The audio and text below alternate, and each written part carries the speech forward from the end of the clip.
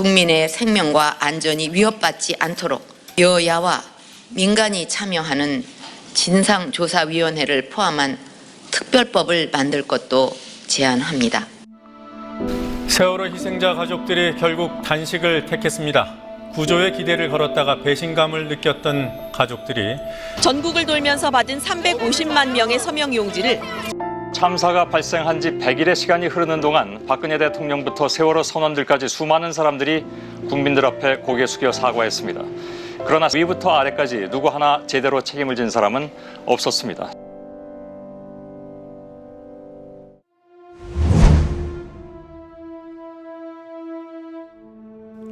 (2014년 4월 16일) 세월호 침몰 사고. 304명의 아이들과 승객들의 목숨을 앗아갔다.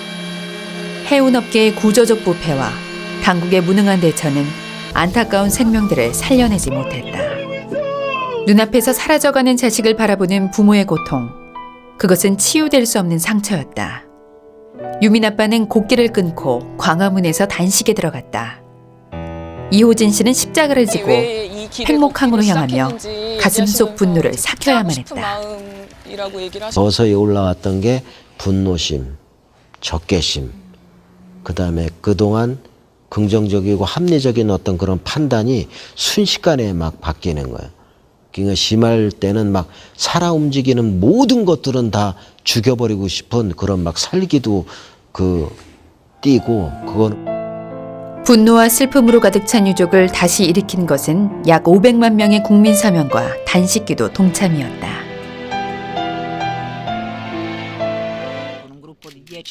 그리고 교황 프란치스코와의 만남은 힘든 시간을 보내고 있던 유가족들에게 큰 위로가 되었다.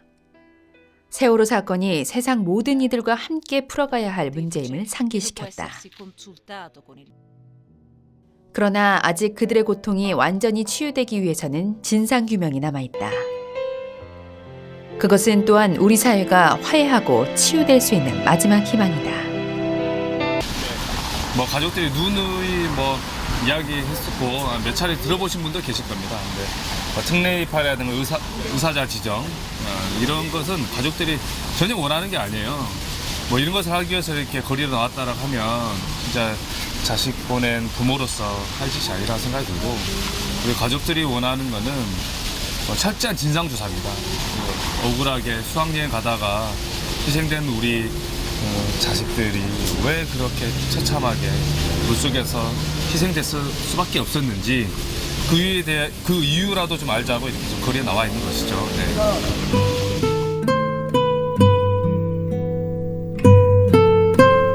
우리 아이들이 너무 억울하게 다 죽었잖아요.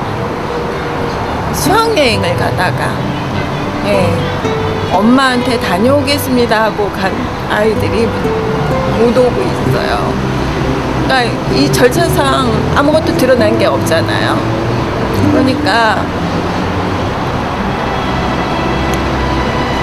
반드시 억울한 거를 풀어줘야 되니까. 세월호 특별법 제정에 실패했습니다. 정치권은 기소권과 수사권은 줄 수 없다고 하면서 진실을 밝힐 수 있는 대안을 내놓지 못하고 있다. 국민의 아픔을 적극적으로 풀어줘야 할 국회는 제9시를 못하고 있다. 9월 30일 여야의 특검법 합의 이후 사람들은 모든 문제가 해결되었다고 믿게 되었다. 그러나 지금까지 밝혀진 것은 아무것도 없다. 우리가 그동안 여러 가지 이제 의혹 사건들이 있을 때 진실규명하자라고 해왔고, 이제 그 과정에서 쓸 수 있는 이제 수단이 검찰 수사, 또 특별검사의 이제 수사, 그리고 또 진상조사위원회, 국회 국정감사 이런 것들이 있는데, 근데 그동안에 국회 국정감사 진상조사위원회는 사실 강제조사권이 없어서 한계가 있었고요. 또 이제 검찰 수사나 특별검사의 경우에도 어떤 정치적인 영향에서 자유로울 수 없다라고 하는 것들을 늘 경험을 해왔고, 바로 그렇기 때문에 우리가 성역 없이 한번 제대로 이 세월호 참사의 진실을 규명해보자라고 했을 때에는 기존의 방식 가지고는 안 되겠다. 그렇게 해서 특별법에 담은 내용이 진상조사위원회를 구성하고 그 안에 수사권과 기소권을 가진 특별검사가 들어와서 이제 활동을 하는 이제 그런 식의 시스템을 우리가 이제 상정을 했던 것이죠.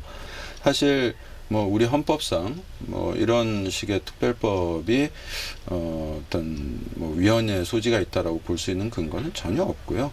오히려 국회의 의무는 정말 과거에 그런 잘못된 정말 진상규명에 실패했던 이런 예들을 답습할 게 아니라 좀 더 좀 진취적인 입장에서 정말 이 세월호 참사의 진실을 하나도 의혹을 남김없이 규명하기 위해서는 어떤 시스템의 조사 체계를 갖춰야 되느냐에 대한 고민을 하고 최선의 대책을 만들어내야 되는 게 바로 국회의 의무죠.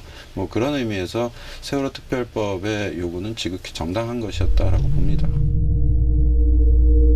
세월호 사건이 있은 지 6개월. 시간의 무게만큼 해결되지 않은 슬픔에 사람들은 잊어버리자고 한다. 잊자고 얘기하는 사람들은 지금 이것 때문에 뭔가가 잘못되고 하고 있지 않느냐라고 얘기를 하는데 잊어서 더 잘 될 것이 정말로 있는지를 스스로 한번 좀 생각해 봤으면 하고 저는 되묻고 싶어요. 잊으면 끝나는 것인가?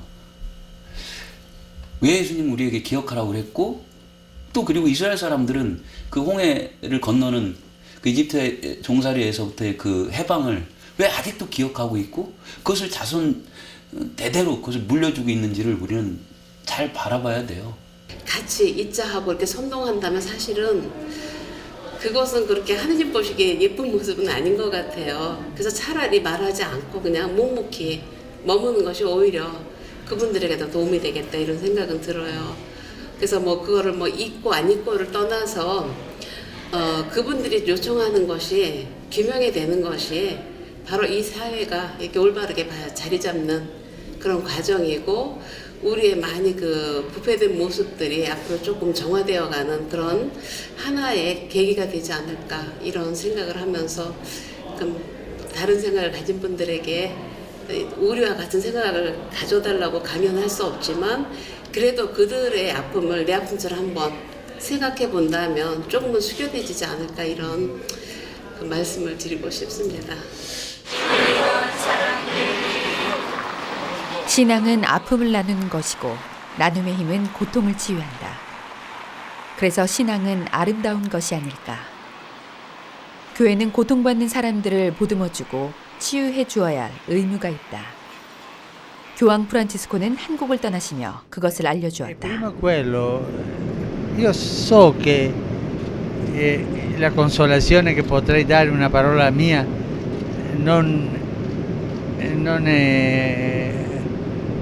è un rimedio, non dà la vita nuova a quelli che sono morti, ma la vicinanza umana in questi momenti ci dà forza, c'è la solidarietà. No? Io ho preso questo.